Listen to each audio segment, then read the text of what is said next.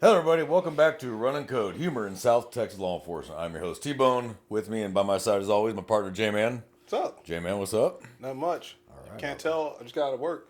I can tell. See, I'm off today. This is my get out of work. Yeah. But, as you can see, he's wearing blue, so he's doing the Lord's work out there. So, I'm glad you're in one piece, like always, every time I see you. Absolutely. So, that's how we like to see it. So, we do appreciate everyone's patience that has been staying by us, even though we've been a while since putting out episodes. The last episode actually got a pretty decent viewership pretty rapidly, so I guess we got a hardcore group, and we do appreciate that. I haven't really, actually, honestly, I feel bad. I haven't got a chance to check the emails. I know we did get an email from the gentleman that we read his email Yes. about starting late, and he answered, yes, absolutely, please put that out there. So, glad we did that, brother. And again, we want to know how you do. If you end up joining a law enforcement agency this late in life, we want to know. Oh yeah, definitely. Will you be as fast as everyone else? No. But will you be smarter than everyone else? Probably. Absolutely. So, Yeah. remember the old bull, young bull? Yeah. Two bulls at the top of the hill looking down at the crowd of heifers, and the young bull says, let's run down there and fuck one of those cows. And the old bull says, no, let's walk down and fuck them all. Yeah. So, you don't always have to get there first. Yeah. You don't always have to be fast. Slow is smooth, smooth is fast. Well, that doesn't just apply to shooting. Mm-hmm. Take your time at a scene. Why rush? If the incident's done, why rush? Absolutely. You're going to miss things. You're going to miss clues. You're going to miss witnesses. You're going to not see that. Notice that guy is paying a little too much attention. I want to talk to him.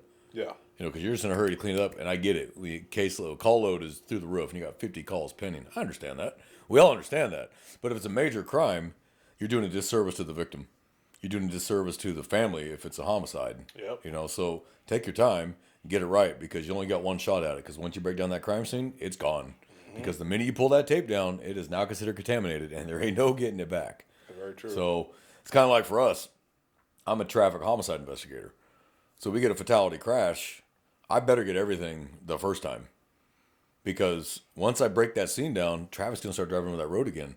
How can I come back later, and if I had to come back later and look at it again and not say, how can I say those kids are part of the original crash if traffic's been driving over that road now for the last week?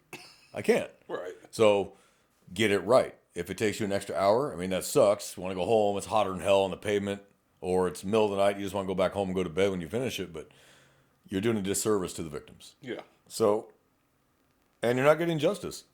Someone may get away with that because you didn't do your job. At the same token, a victim is not getting justice that deserves it because you want to move fast. So it's a sword that cuts two ways. So, yeah, you may be a little older, but I bet you do it. Take your time because you learned in life. By this point, at 56, I think he said he was. Yeah. Yeah. By then, you should have learned patience and wisdom. Hopefully. We had a deputy join our agency that was in his late 50s, and he's been just fine. He's got experience. He retired military. He had another career, and then he joined us. He has experience and wisdom and knowledge, and he may not run the 100-yard dash like that, but he'll get the job done because he knows to slow down and think. So, nothing wrong with that, brother. Please let us know. Please send us an email if you get into an academy. We want to know how you're doing. Keep us posted. I'm actually kind of interested now, kind of invested a little bit. I kind of want to know because that's good shit. I'm happy for him. I'm proud of him, and you're never too old.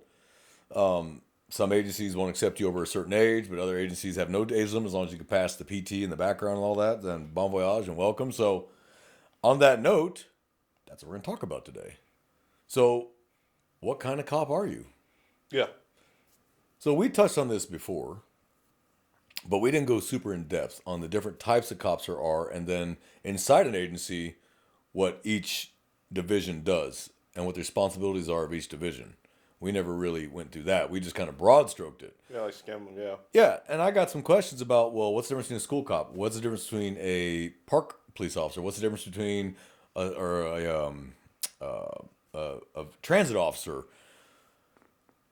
At the bottom, there is no difference. They all have a Texas peace officer license. They're all cops. Yeah. As a disclaimer, like every one of those Is a types of cop. police officers Yeah. can arrest you. They have They have the same authority. valid arrest authority. So don't just assume because this individual, this jurisdiction may be Parks, and you're like, oh well, he can't do nothing to me. Yeah.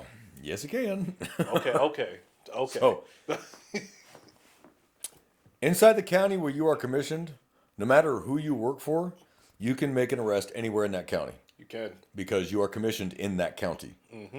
Outside of your county, any Texas peace officer can enforce anything in Chapter 49, DWI. DWI, or breach of the peace anywhere in the state of Texas, anytime on or off duty. Now, does this mean you should take your marked police vehicle and go to another county and start doing traffic stops? No, don't do that unless it's felonious, okay? But can you? Yes, you can. But now you caught it, you cleaned it, and if you were up on vacation somewhere way out of that area and it comes to court, guess who's going to court? And your agency's not paying for you to go to court. You dumbass, you did it. Can you imagine, like, oh, yeah, that expired registration was a breach of the peace? Yeah. I'm like, okay. Now, breach of the peace is one of those, you can mold breach of the peace from anything. So that's one of those, it's very rare we've actually seen it because that's one of those, if there's no actual complainant, it's kind of like, can we just get this guy to the drunk tank for the night and just call it a day? Now, if that guy's fighting, obviously, and he's being violent, we can't take him to the drunk tank because we're not going to put the civilians that work there in danger from somebody who's drunk and being an asshole. So, yeah, he's going to the jail. Yeah. He'll sober up there, and they'll let him out when he's under a .04, and okay, now you feel like a jackass now. But if they're calm and chill, just take him to the drunk tank. Let him sleep it off. There's no charges. They walk him out the next day. You call it a day. And that's honestly, and I've taken I don't know how many people to the drunk tank.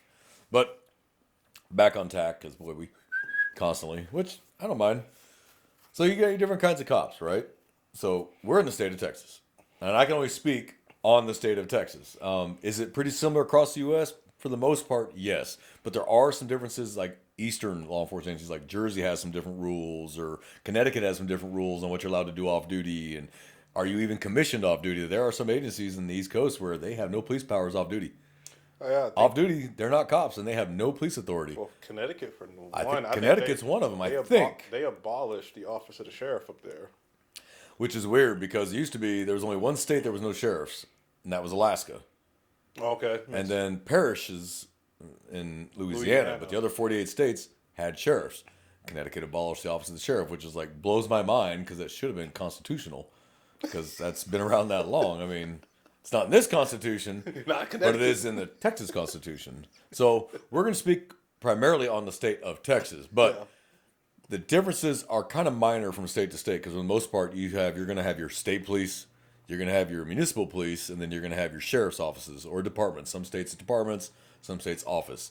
Yeah, because I think New York, the corrections officers, they are peace officers. They are. Just like California. Just like California. But I guess I say Connecticut, for example, I don't think their corrections officers are peace officers. I don't think they are. Just like just here in Texas, correctional they officers. aren't unless they get their own peace officer license. They're not hired to be peace officers, they're hired to be jailers. Yeah. So the further west you go, like California, prison guards, detention officers, probation officers, parole officers, they're all peace officers in California, period. There is no delineation. They're all peace officers with jailer training or corrections training. Right. Like probation and parole officers are cops, and they have full police authority, and they knock on your door.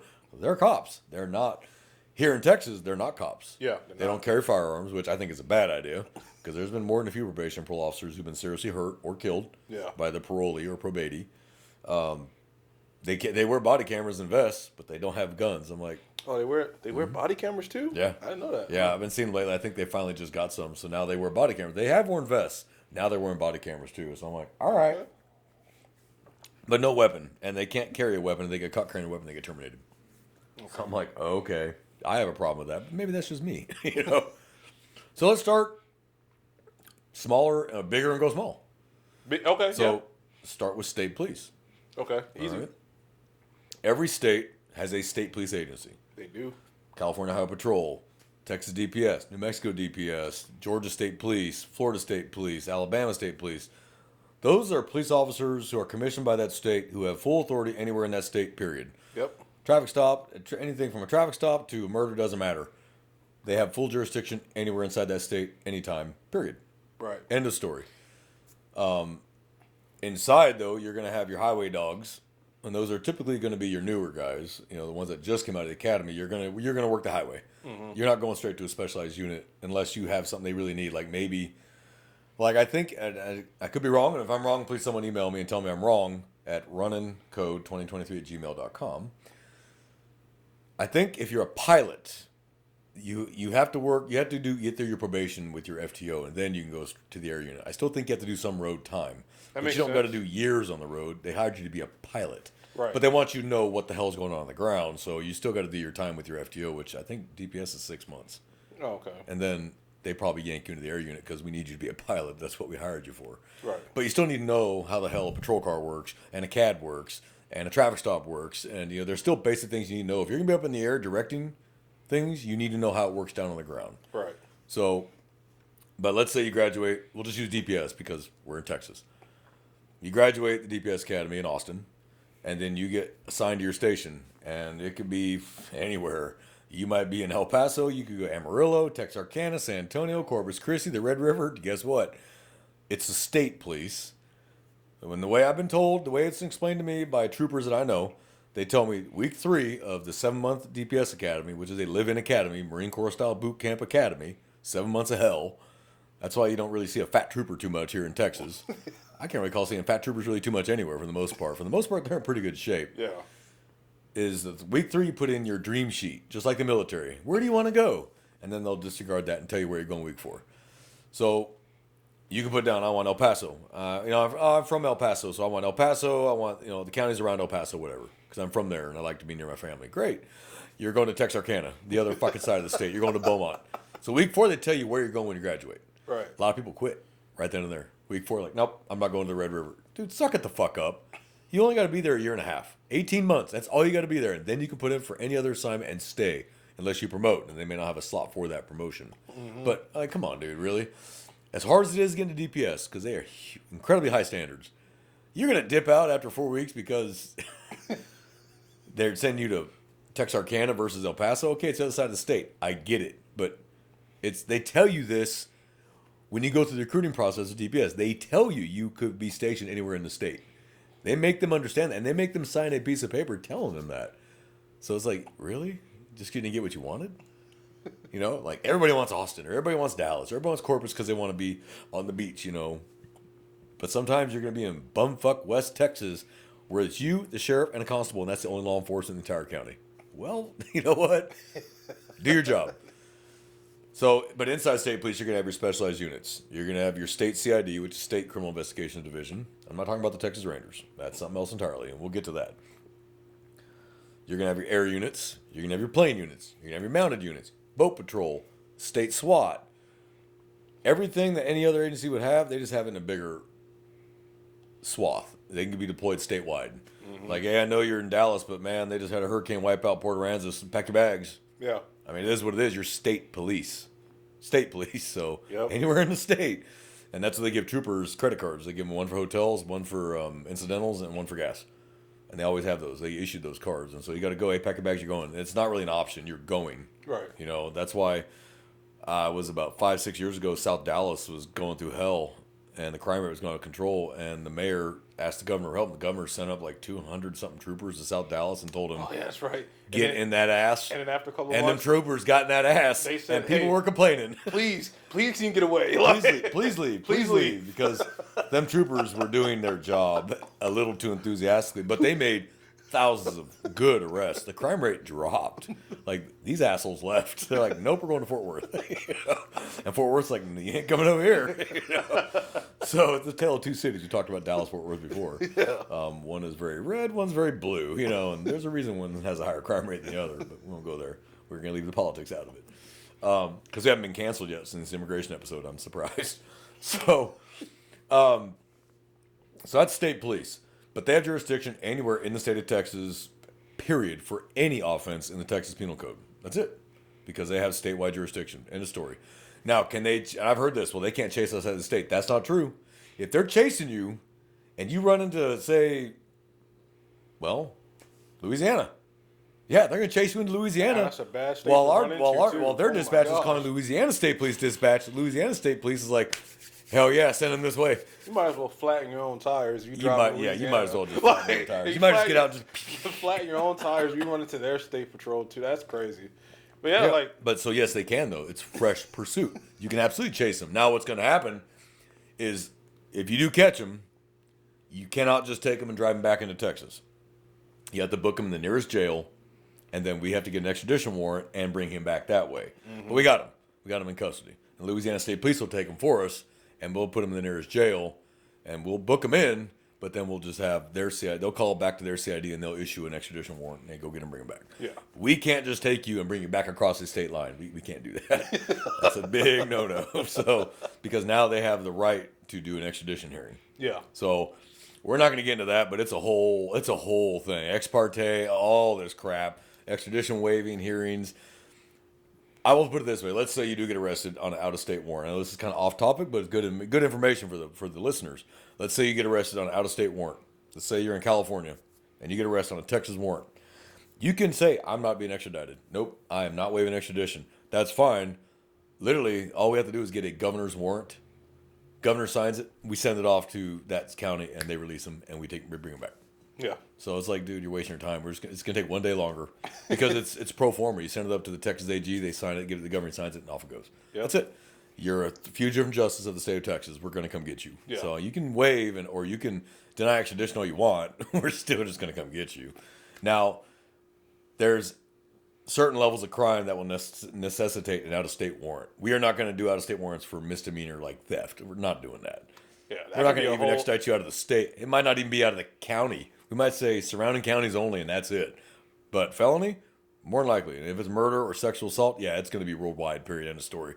That's it. We're going to come get you. We'll pay the money to come get you, as we should. Well, some places for murder. Well, yeah. Well, I won't talk, yeah. I won't discuss California. That blew my mind when that happened. I could not believe it. But we talked about that already in a different episode. I don't remember what episode it was, but I pulled over someone with a murder warrant from California. They wouldn't extradite. And I was like, what? It's murder. What do you mean you don't want him? It's murder. Nope, we don't want him. Well, then take it out of NCIC so that we don't have to see it, you know? But I was like, oh, my God. Luckily, the guy was chill. He already knew he wasn't going to be extradited, so he was calm, thank God. But you get shit like that. Yeah. So that's state police. Their headquarters is typically the capital of that state. That is typically where their headquarters is going to be. The director of that state agency works directly for the governor and the AG, the attorney general. That's it. So that's why state cops do more things than other cops do, because they answer to one person who answers to one person. Mm-hmm. So directors are like, do your job. That's why you'll see Texas DPS troopers shooting out tires, Georgia State Police rolling your car for you on the highway when you're running, because their director said, stop this crap. Yeah. So they're not quite as handcuffed. You know, and if you notice, troopers and state police officers tend to have a little higher level of get her done. And that's not taking anything away from police officers and sheriff's deputies, but they're a little more handcuffed than state police is. Mm-hmm. Do we have the same authority as deputies and police officers? Yes, we do, because they have the same license. But what does their agency policy say? And that's where DPS is like, do your job, go forth and get them, and I don't care how you got to do it. That's great. I wish we had that. But that's state police. And state police also handles like major disasters. You know, hurricanes, especially in Texas. We got the hurricanes on the coast. So that's state police. Now let's bring it down to a county level. Okay. You have 254 counties in the state of Texas. Each county has one elected sheriff. Just like almost every other state in the United States, each county has an elected sheriff. And they are elected, not appointed. Very crucial difference between elected and appointed. The sheriff is the highest law enforcement officer in that county, period, because he's elected. All the agencies are under the sheriff's commission. That's it. He's the man. He or she, could be the woman. He or she is the man or woman, but they're in charge, end of story. And they don't answer to anybody except the county judge. Okay, and even then, the county judge can't really tell them what to do, but considering the county commissioner's court holds the purse and the money, they can make their preference known. You know? Yeah. But now let's get down. So now we're down to a sheriff's office. And in Texas, they're called offices. In California, they're called departments. But in Texas, they're called offices. Yeah. Because it's an elected official. Don't get me wrong, in California, they are elected as well. But they just call them departments there. I don't know why. But here it's an office. So it could be the Bexar County Sheriff's Office, the Travis County Sheriff's Office, the Bell County Sheriff's Office. Those are offices, but they are the sheriff. Now, constitutional, the only required law enforcement in the state of Texas are sheriffs. Yeah. Even state police is not constitutionally required. Neither are municipal police departments, such as Austin Police Department. I think also constables, too.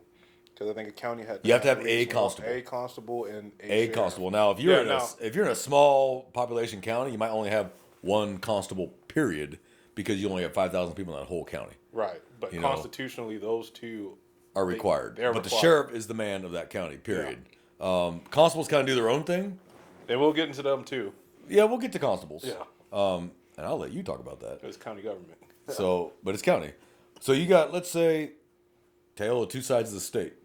You go to West Texas, where you get a county that's massive. It's only got 5,000 people in it. You're going to have one sheriff, one constable, and one trooper assigned to that county. That may be all law enforcement you have for that whole entire county because there's only 5,000 people, and the majority of them are ranch owners. Mm-hmm. So really, it's going to be the people passing through, or you're going to have your, DOAs, where someone had a heart attack and died or whatever. But then you get over to Houston, Harris County, which has 8 constable precincts. It's got a department so damn large that you have 8 different precincts to handle crap, civil and criminal. But they have the same authority. Yeah. Regardless, they have the same authority. But their workload is completely different. Nothing to holy shit, it probably never stops. You know what I mean? But that's Houston. And it wouldn't break my heart if Houston fell off into the Gulf. But anyway. But the sheriff's office, so the sheriff is elected. And all his employees are deputies. Regardless of their rank, they're all still deputies because they are deputized and commissioned by the sheriff's office, and they work for the sheriff. So the sheriff is the man. And now inside your sheriff's office, depending on where you're at, is how many employees you're going to have based on need and population amount. Like here we live in a pretty large county. We have a pretty large agency because we have to. But if you get out to like West Texas, again, we'll use that 5,000 person county. You don't need a sheriff's office of 1,200 people. Mm-hmm. There's only 5,000 people in the whole county. Doesn't change their authority, though. They still have the same authority under the Texas Penal Code, Criminal Code, Government Code, Occupations Code, and the Texas Constitution. None of that changes. Mm-hmm. It's just going to be now sheer scope and size of calls for service. What do they need to do? Like that county don't have a SWAT team, but they'll use the state police SWAT team. Right. They'll come in and handle it because they'll have that region. They'll come out of El Paso, and they'll drive out there, and they'll handle business. And let me tell you, when Texas DPS SWAT team shows up, they handle business. I've seen them handle business. It ain't pretty. They're like, let's end this now kind of people, which I love it. And I'm just kind of jelly. I'm a little jelly, actually, when I watch them. So your sheriff's office, you're going to have... So the sheriff's office is responsible for 3 things in each county. The courts, yep, the jail, yep, and law enforcement. They are constitutionally required to handle those 3 things. So you're going to have different divisions inside that sheriff's office. So let's just take a Travis County or Bexar County or Harris County or Dallas County. Those are large population cities and counties. You're going to have your patrol division. You're going to have your SWAT division, SWAT teams. You're going to have your traffic units. You're going to have your street crimes. You're going to have your mounted unit. You're going to have your boat teams. You're going to have all this. And each one has a different function, but they all have the same authority and job. So just because you see a mounted police officer or a mounted deputy does not mean he cannot stop you and arrest you. Yep. He absolutely can. He's maybe on a horse, but he's still going to arrest you. So there's this misconception that only patrolmen can make arrests. I don't know where they get that. It makes no sense to me. Cop's a cop's a cop. If it says police or sheriff, they can arrest you. It doesn't matter if they're park or... Well, let me back up because I forgot about another part of the state police that no one ever talks about. State wildlife officers. They're warden. Cops. They're state police. That's why it says the back of their game warden, state police. Yeah. And I don't know how many times we've had calls for state police officers to call and say, "Can I get a deputy or an officer over here to help me out?" Because they pull someone over there. "You're not a real cop," and blah blah blah blah blah. Blah. And then the cop shows up and says, "Yeah, they are. Get out." I know. Personal experience. I think that pursuit I told you about. That was initiated by a sheriff's deputy and a game warden. So, yeah. So, let me explain something. Under Texas law, you cannot have red and blue lights unless you are a law enforcement officer with arrest authority. So, if it says game warden and they got red and blue lights, guess what? That's still state police. They're just responsible for game. But they're still state cops. Yep. They can handle everything. They can do traffic stops. They can handle criminal. Yes, they can. Now, do they want to? Probably not. I'm sure they don't want to be breaking up bar fights and domestics, but can they legally? Yes, they can. Are they going to volunteer for it? No, they're not. So I had forgotten to mention that. Now they are commissioned under state police, but they're not troopers. They're game wardens, but they have the same authority. Period. End of story. They're still Texas peace officers. End of story. Mm-hmm. And then the other division I forgot about in state police is going to be your Texas Rangers. Yeah, that's a whole different breed. You have to be a state trooper for 5 years to even attempt to try to be a Texas Ranger. There's only 150 allowed in the state at any time. So you may not have openings for a couple years because they have 150 of them. and then one will retire or one will pass away. Okay, we have one opening, and then here comes 1,000 troopers trying out for that one spot to be a Texas Ranger because they want to wear the cool hat and they want the little peso star and the 45. Rangers don't impress me. I've not been impressed by the Rangers yet, at all. I don't care. I'm not impressed by the fucking Rangers. They don't impress me one goddamn bit. They're not Walker. If the immigration episode didn't get us canceled, this will. I have nothing against them. I'm just saying they don't impress me. They ain't Walker, Texas Ranger, roundhouse kicks. Okay, but they have a different job. So Rangers, yeah, they can handle everything, but they don't handle the little piddly bullshit. They're going to handle the high politic crap. There's going to be politicians or crimes like deaths in jails or dirty sheriffs. You know, they're going to handle the big stuff. They can pick and choose their cases. Honestly, they can take their case from state CID. So yeah, they're both investigators, but the Rangers have just a different set of responsibilities. I can't talk too much on them because I'm not one, but I do know what their responsibilities are. Yeah, they're investigators, but they take the high end. Holy shit, the governor's watching this one, kind of. Go handle that. You know what I mean? So, but again, same authority as any other peace officer. Period. They're still cops. They can still traffic stop people. I don't know if I've ever even heard of a Texas Ranger doing a traffic stop, but they can. They have lights and sirens, and they're identifiable as a police officer. I just don't see them doing that. You know, I doubt. I would eat my hat if I saw a Texas Ranger do a DWI stop. I would fall on my ass. What? That dude must have been bouncing off guardrails like a pinball. You don't even want to have. I mean, regular officers and deputies don't even want to do DWIs. If I saw a Texas Ranger do it, I'd be like, man, this dude must have been seriously fucked up, or that's his wife's sex. So, just kidding. Don't cancel us, and please don't come looking for me. So, that's state police, and then now we're back to the sheriffs. So now you have typically how it works in the state of Texas, not everywhere, but generally, and I use this as a general rule, so don't give me hate mail. Well, this county, we don't do that. General rule, you start at the jail. Mm-hmm. That's the general rule. Not always. Some counties don't have to, but a good majority of the large ones you do, and there's a good reason behind it.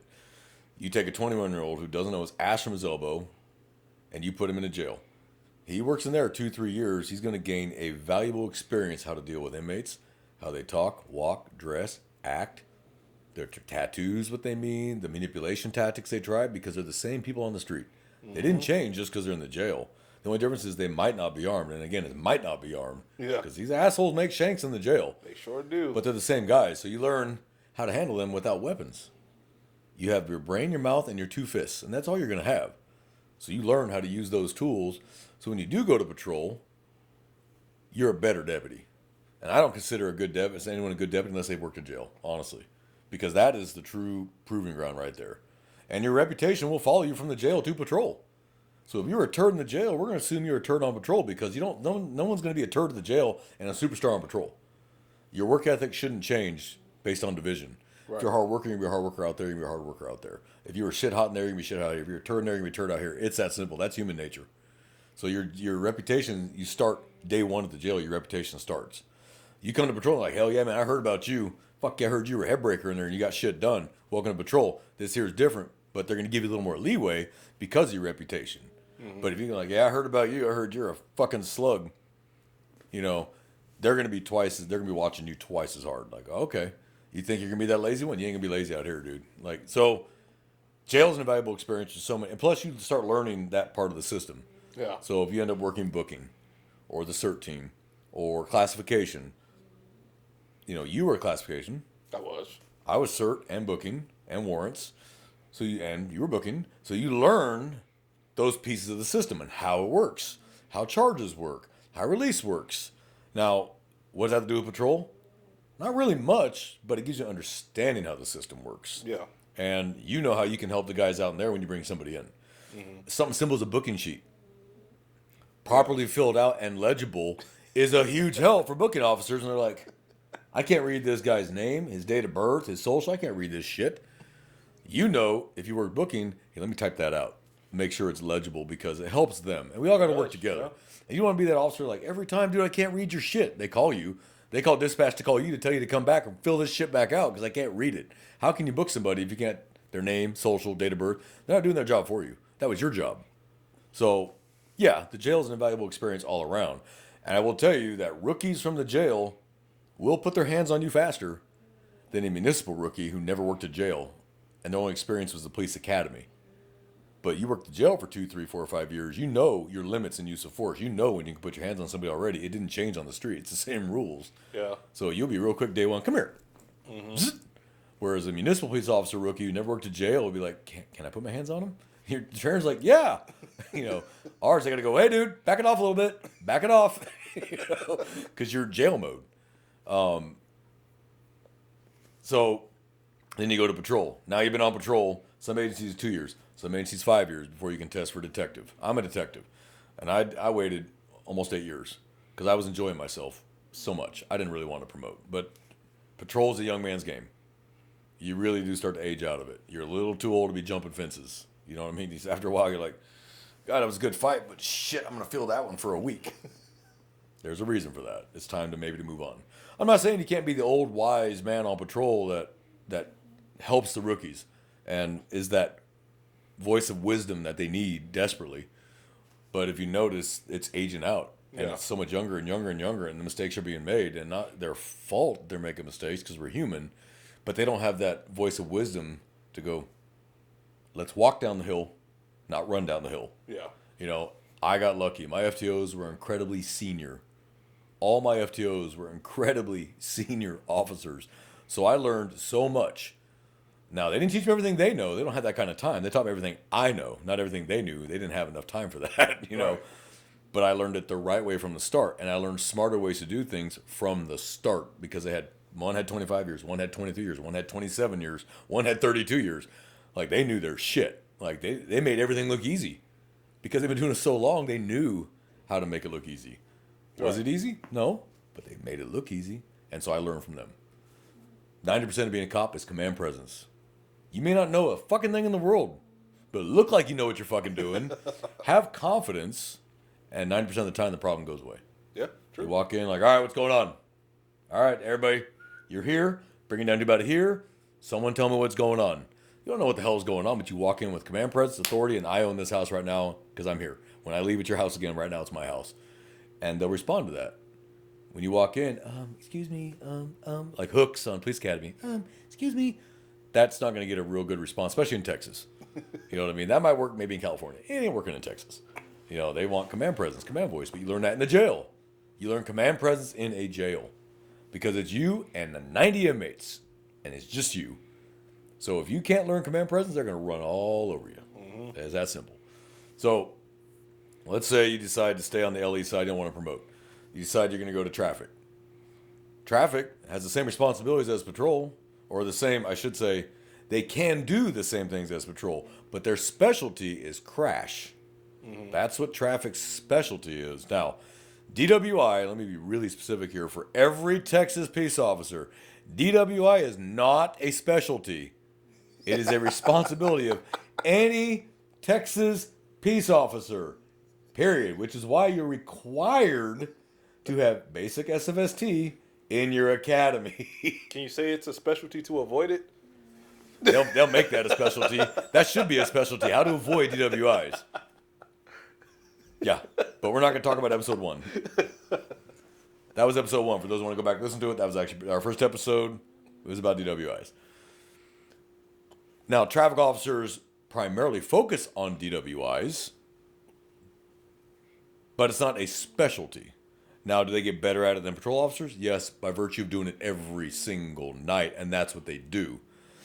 But they can easily be pulled off that DWI to handle a major call in progress, and they're the closest officer. Mm-hmm. Hey, you're the closest officer, man. Hey, you can't be like, I'm sorry, I can't go to that shooting in progress. I'm a traffic officer. No, it doesn't work that way. You're the nearest officer with a badge and going to get your ass over there. Doesn't mean you're going to take the case, but you can at least get there and calm the shit down, or maybe catch the suspect, and then, what was wrong with that? And then you turn it over to the patrolman. But you write your statement. Hey, I walked up. I saw him doing this. He said this. I put him into custody. And then about that time, the rest of the world showed up. Transfer him to the officer who's going to take the report. And you do report. But you were there. You can't say, I'm sorry, I don't do anything other than DWI now. That's not how that works. It drives me nuts when I hear them say that. Because I was a traffic officer. But there was times, I don't know how many arrests I made because I was the closest one. I can't forego my responsibilities just because I'm looking for a drunk. But there's a disturbance in progress with a gun around the corner. Well, I'm going to have to let the drunk go because that's toned out, and somebody could be the difference between life or death. Yeah. And boy, would I look foolish if someone said, "Yeah, I saw you drive right by that street and pull over that drunk." Well, that woman was calling in saying her neighbor was shooting her husband or whatever. Right. Now you look like a giant jackass, and maybe you could have stopped that. Maybe you could, maybe you couldn't have. But did you try? Right. Can't stop everything, but did you hit the lights and shoot over there to see if you could? Yeah. So, but traffic officers, by and large, have the responsibilities of crash and DWIs. But that's not the crash is the specialty, not DWI. They just get really good at them because they're virtue of what they do every night. Daytime motors is violations, traffic violations. That's what they do. But they can, again, also respond to anything. In my agency, we had a motors unit that it was a kidnapping in progress with a gun, and he happened to find the car. He ended up having to kill the man. The guy shot his wife and then pulled the gun on the motor unit, and the motor unit shot him right in the open mouth. But it was too late for the wife. She died right there. But he was the first one there. He was the closest one in the area. So it was his responsibility now to start looking for that car. Right. So he's not just writing tickets. And that's always frabbed me. All you motors units do is write people tickets. That's their function, but that's not all they do. Right. So trust me, when the metal meets the meat, they're going to be there. They may not be thrilled about it, but they're going to get in there and get it done. Mm-hmm. And then, so patrol has the function of taking the calls and being proactive looking for crime. That's their job. But their primary job is to take calls for service. That is a patrolman's job. People call 911, they expect a police officer to appear. Whether that's emergency or not. That's your primary job. In between calls, you want to go be proactive. Great, go be proactive. Go look for these turds. But if it's Friday night and it's call to call to call, you probably shouldn't be doing proactive traffic stops when there's 20 calls holding, because you're going to screw your square partner, and he or she is going to be a little unhappy with you because you left them because you made an arrest for 0.4 grams of meth when they got 25 calls holding and 10 of them are violent. Like, really, dickhead? Do that as a rookie. You won't do it very long. You know what I'm talking about. That registration sticker man just had to get it expired 2 years. Yeah.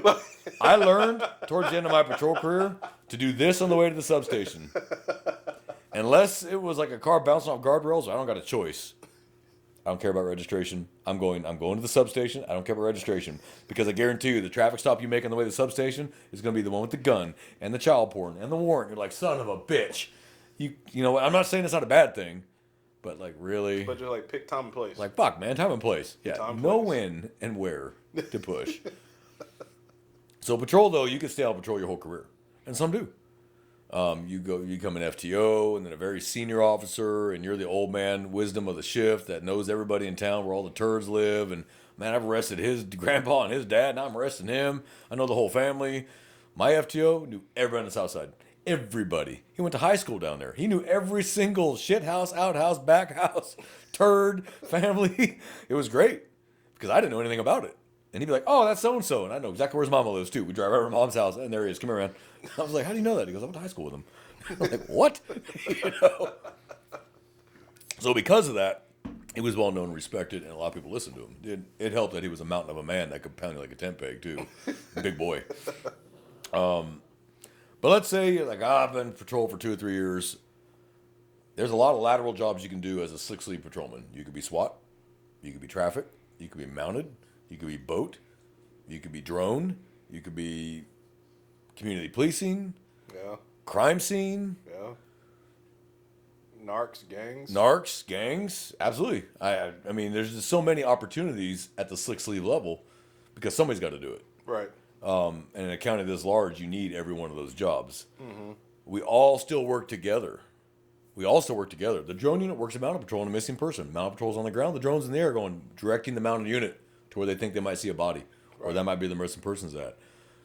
The drone team works with the SWAT team. They'll go in the house first. Send the drone in. If he gets shot, who gives a shit? It ain't a SWAT officer taking a bullet. It's the drone. Screw it. We know he's armed now, and we know his intents. Okay, let's go a little slower now, guys. We know he's armed. So we all got to work together, but the responsibilities don't change. We're all police officers. We all have the same arrest authority. Now, I don't think you're going to see crime scene doing traffic stops. I think I heard it one time, and it was that bad where he had to actually do it, and he was like, son of a bitch. And he was on the way to shoot a crime scene. But it was so bad he had to stop the car, And he got his ear chewed off for it until he explained it. They're like, okay, he didn't have a choice. Yeah. But a patrol unit came over, took it. What'd you got? Okay, I'll take care of it. Go. Because he had to go do this. I think it was a homicide or a sexual assault. It was something pretty major. They needed him, but he did not have a choice. Yeah. You have to address it. I mean, you have to address it. How many times you head into a call and something else that's bigger pops up? Oh, yeah, true. And, well, hey, put that on hold. Especially if the call is minor. Yeah, especially if the call is minor. Yeah, if it's a civil matter, my ex-husband's 5 minutes late dropping the kids up. I want a police report, and there's a guy running out of traffic butt naked in front of cars. Well, guess which one you need to address before he gets ran over by a fucking car, and now you got a fatality to deal with. So it's like, well, you can't be like, nope, she really needs this police report for her ex-husband being 5 minutes late. You know what, lady? You're going to wait. Because it can wait. In fact, you know what? Let's wait till next week. Better yet, don't ever call again. So the sheriff's office, so you got those jobs, but then you decide, no, I want to promote, I want to be a detective, an investigator. So you promote. So you take the test, do the written exam, civil service, do the interview, you make it, you're on the list, and then as positions open up, they take you over, and you're going to be, now, here's the positions you have. In most divisions, most investigator divisions, have pretty much the same thing. You're going to have your violent crime, special victims unit, child crimes unit, traffic crimes unit, night crimes, which is going to handle everything overnight, maybe white collar, property crimes. A detective, though, is a detective, and on paper can handle any kind of crime there is. Yeah. But there are, don't forget homicide. Yeah, that's right, yeah. But they're specialties. A homicide detective is not going to take a child's sexual assault. That's not their job. That's child crimes. They handle that. Just like a child sex detective is not going to handle a homicide. Doesn't mean they can't be the first ones on scene if they're the nearest one there. Mm-hmm. The detective's still a detective. They can hold everything down. Nobody leaves. Start separating witnesses now. And then when homicide shows up, here's what I got. I've done this. I've done this. I've done this. Thank you. We'll take it from here. And then you go on your way and go do your job. Yep. A detective, though, is a detective is a detective. I started out in violent crime, but I handled sexual assault cases, which is not violent crime. Violent crime handles anything non-sexual, non-family. Ag robberies, aggravated assaults, deadly conducts, shit like that. But I've handled special victims unit, which is going to be family related or sexual related for adult crimes. But as VC, I'd handled family violence. I handled sexual assault because I was the only investigator available. I can't say, tell that sexual assault victim they got to wait. Yeah. That's not fair to the victim. And we need to find the suspect now. So the sooner we get to talk to the victim, the sooner we can find the suspect, get him into custody at least, and get his DNA and his SANE and call it a day. And then I could turn that over. Or I can just keep the case, but just work with SVU on, hey, what am I missing?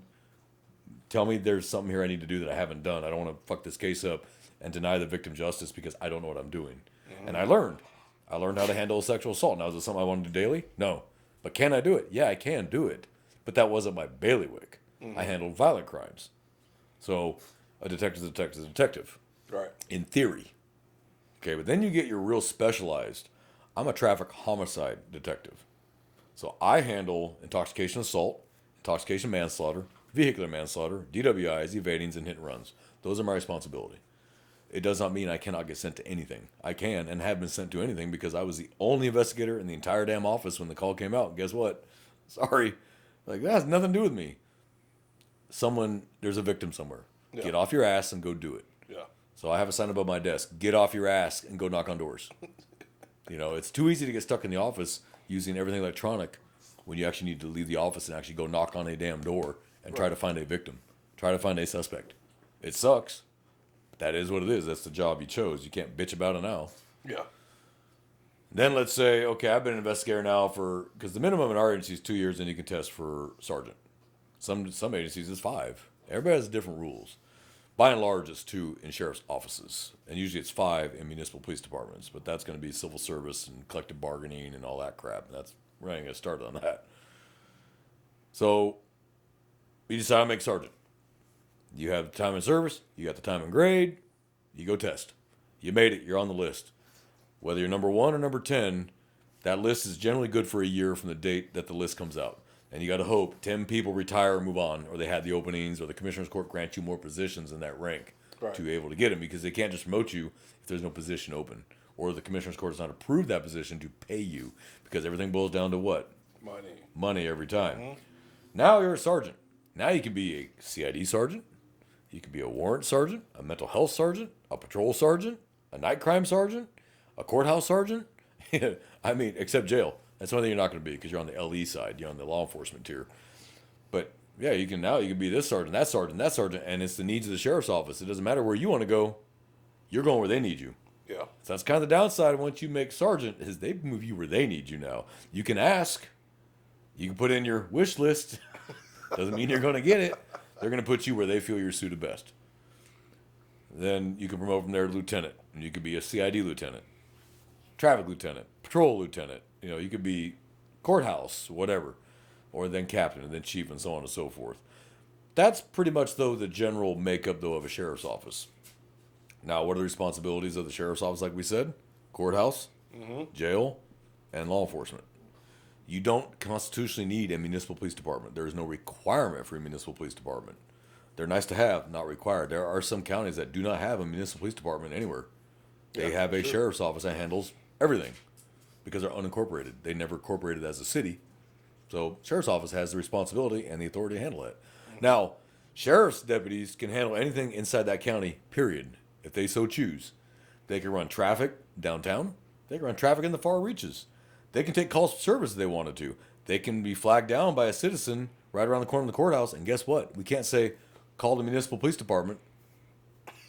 I got it. They flagged me down. It's mine. And I have the authority to do it because the sheriff's office has full, total, complete authority anywhere in that county, including the city, period. Yeah. That is constitutional. So there are people who have told me when I was a traffic officer and I would do a traffic stop in the middle of the city, you can't give me a ticket. You're sheriff's. I'm like, that's great. Give that to the judge and see what happens. Have a nice day. Gee, it turned out I was right every single time. But I've heard that because people think, well, sheriff's only in the county. Yeah, you're wrong. And that's any state.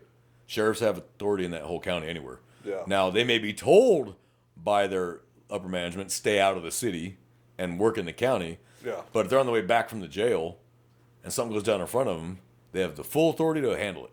Yep. Hit the lights, deal with it. And now it's yours. You caught it, you clean it. It's yours now. Like shit. So now let's go down to the municipal level. San Antonio Police, Austin Police, Dallas Police, Houston Police, Kerrville, Bernie, Parr, whatever. I think it's Far. Yeah, Far. Yeah. Okay. Yeah, Far. That's the municipal police department. Their authority is in the municipal areas of that incorporated city. Yep. Do they still have authority outside? Yeah, they have authority, but their jurisdictional limit outside of a pursuit, where it goes into the county or the unincorporated county, or they got to go. A detective's got to knock on the door to talk to a suspect. They can legally go outside the city limits and knock on doors, talk to suspects. They can, absolutely. And they can enforce, they can arrest them if they find them. There's nothing wrong with that. But typically and generally, municipal police stay inside the municipal city limits. Yeah. That's what they're responsible for. That's what they're paid to do. You deal with that. But they deal with the same crimes as anybody else. Yep. They have the added city ordinance shit. So that can be helpful. It can be helpful, but sheriff's offices cannot enforce city ordinances. Nope. That's not our city. We don't work for the city. We have county ordinances, and they're not always the same. So that's why county ordinances are rarely enforced by the sheriff's office. That's going to be your ace in the hole if you really need it, kind of thing. Other than that, I'm leaving it alone. I got way too much shit to do in my day. Then your 18-wheeler shouldn't be parked here in this subdivision at night. Okay, who gives a fuck? Oh, yeah, there's a lot of cities where... Is it illegal? Yeah. Am I going to tow someone's 18-wheeler when that's how they make their living? As long as it's not blocking the road or making it unsafe, that's how someone makes a living. Oh, yeah. I'm not going to tow their 18-wheeler. That's a $2,000 tow. A lot of places where an 18-wheeler cannot go through no neighborhood or anything like that. Just better not. Like, you get a hefty fine from the city ordinance. But there's a difference between a city ordinance and an HOA policy. Oh, yeah. We don't enforce HOA policies. I think we did an episode on that, too. We did. Yeah, we talked about it. Yeah. But we don't enforce HOA policies. We don't enforce city ordinances. We enforce state law and county ordinances. Because we're not municipal officers as sheriff's deputies, we don't enforce their ordinances. But there's a difference between an ordinance and a state law. So let's not get those confused, listeners. There's a difference between the two. Yeah. Okay? Ordinance would be created city by council. City council, the mayor. And, of course, state law is by the freaking Governor. And the legislature. They make a law, Texas and then the legislature, governor signs it. It goes in the law books, and now it's a law. Yep. That's what we enforce. Don't have to like every law we enforce. We don't. And some I don't agree with. But I don't have the choice to agree or disagree. My job is to enforce it. I have to be blind in it and enforce it. In the older days, you could do spirit versus letter. These days, with cameras, okay, you took away our discretion. Mm-hmm. Now I'm going to enforce it whether you like it or not because you took away my choice to go, you know what? You don't deserve to go to jail. Get the fuck out of here and don't let me catch you. If I catch you again, though, whole different story because you got a freebie.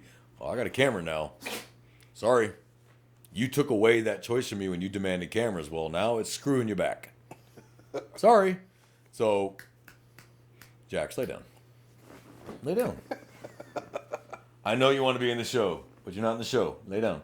So, sit's close enough. Good job. That's our little canine Jax for those that may be tuning in for the first time. And he loves him some J-Man.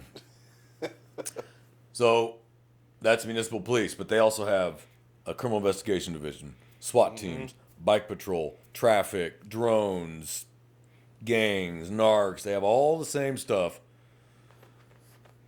If you bear it down, there is no difference between a municipal police officer, a sheriff's deputy, and a state trooper. They have the same authority, rights, and privileges of a police officer, period. The only difference is who hired them, and that's it. But they can do all the same job, and there is no difference between them.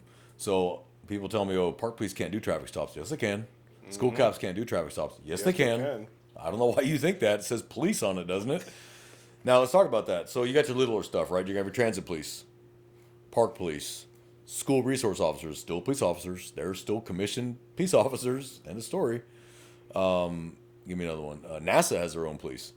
Oh, yeah. Like down in Houston. It's like, oh, yeah. Really? VA police. Federal. Protective Service.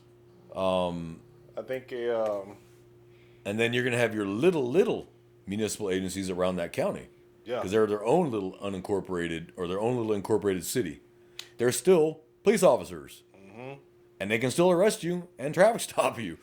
And I've seen them do it on the highway, leaving the jail, going back to their incorporated area. And they're nowhere near their city, but they'll do the stop. Yeah. They can. There's no law against it. Now, does their agency say they can or cannot do that? Right, that's what always. But there's no law against that. Now, that's inside the county you're commissioned in. Yes. Unless you're state police, you are supposed to stay inside the county that you are commissioned in. But inside that county, you can enforce any Texas penal code or traffic law, period. Yep. But outside the county, it's going to be Chapter 49, DWI, or breach of the peace. Mm-hmm. Now, this doesn't mean you cannot chase someone in the next county. Absolutely. It's fresh pursuit. You chase them. But, of course, your dispatch can be notifying the next agency over, hey, we're coming into you. Can you give us a hand? And they will. We've never had any kickback on that. They usually jump on that. Hey, hell yeah. We're bored out here. And they'll pile on, too. And next thing you know, you got 4 different agencies chasing you because everybody's bored. But that's legal, and you can do that 100% because it's fresh pursuit that started here and went over here. We don't stop at the border and go, oh, not our county. Have a nice day. No, we don't do that. Now, your supervisor may cancel it and say, let it go. Mm-hmm. Did you identify him? Yeah, I know who he is. Let it go. And, I mean, there's so much. Even, like, I guess, like, I didn't learn this until I actually read it, but I think there's only certain cities in Texas where the population is over 2 million or over 1 million, hospital district police. Yeah, I think it's 1 million. That's really why they exist. Yeah, so I forgot to mention them. So, yeah, your bigger counties are going to have usually a county hospital district police. They're still police officers. It's just their responsibility is going to be that county hospital, and that's where they're going to be assigned because shit does happen in hospitals. Don't think they're a security guard. They're not security guards. They pull out them handcuffs and 3 of them rush you. You're going to jail. Yep. Like, you're going to jail, and they will transport you. Like, absolutely. They don't need anybody's help. They're just throwing you in the back of their car and driving you out of the jail. They're not going to call the municipal agency that the hospital sits in or like the county SO. No, man, they're going to do it. Yep, and they're going to handle business. They're going to handle it. University police, University of Texas PD, whether that's UTSA, UTEP, UT Austin, they're all university police. They're police officers. Their commission falls under the state police. Yep. They're police officers, and they're University of Texas. They have jurisdiction in Texas. A lot of people don't realize that.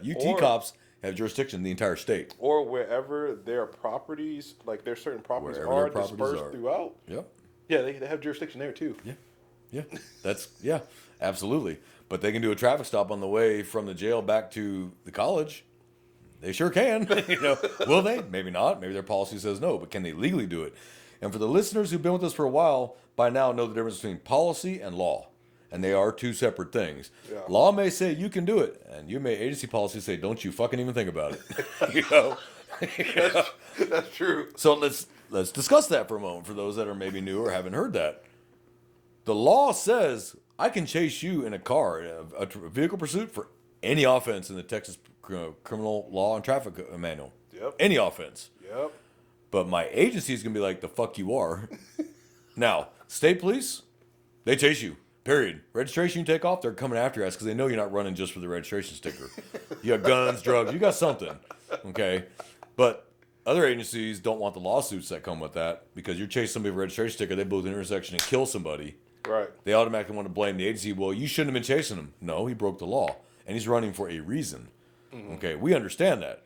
But agencies are like, look, if it was shoplifting, who gives a fuck? Right. Let it go. It's not worth a death. And they're right. It's not worth a death. It really is not worth someone dying because it's not usually the suspect that dies. It's the innocent person they run into in the intersection that dies. That's not worth Joe or Jim or Sally's life who's on the way to work or home. Yeah. For shoplifting, now murder. Again, situational. If I'm coming up on a school zone at 120 miles an hour chasing somebody, school zone's active, it might be prudent to let that go. Yeah. Because the last thing I want to do is stand over a kid because this guy loses control in the school zone and plows through a yard full of children. That ain't worth it. Yeah. And I remember when I was chasing this car, I don't remember what I was chasing him for now. I think it was a warrant. Whatever it was, we were doing 90-something miles an hour, and I happened to look up and see the school lights and said, fuck that. I'd killed my lights, flipped around, went back the other direction, and put it over the air on dispatch. I'm canceling this pursuit because of the school zone. Last seen, he was heading that direction. Now it's not on me now. Right. So if he does keep going, even though I'm no longer chasing him, and he kills somebody, not on me. But if I stayed behind him the whole way and he kills somebody, guess who that's on? It's on, yeah. Because they're never going to blame the suspect. They're always going to blame us because we have deep pockets. Now, if that suspect was a billionaire, well, then they might go after him. Mm-hmm. But chances are he's not, but they do know who has the deep pockets. Right. Law enforcement. They think we have the deep pockets. We actually don't. So you're not going to get millions. This isn't LAPD, where you might get $20 million. You might get 50,000. Oh, okay. So that's, again, there's law and policy. Who can do what? Some agencies are looser. Some agencies are tighter. Some more restrictive. Some are less restrictive. It's really going to depend on your sheriff or your chief of police or your state director that says how tight or loose they're going to be with the rules. Right. Go do it, or, hey, you know what? Let it go. Most state police, they're pretty loose. Go get them. Go handle business. But they're counting on you to make the right decision and you to make the right choice. You're an adult. We live by big boy rules. Make a big boy decision. Don't fuck up and get somebody killed when you could just let it go. Yeah. Okay. But then you get some really super restrictive state, or municipal police agencies like Austin PD as an example. They're incredibly restrictive. But look where they're at. They're in Austin. Yeah, local politics. The level of politics and the political slant of that city kind of dictates that. Yeah, that can be.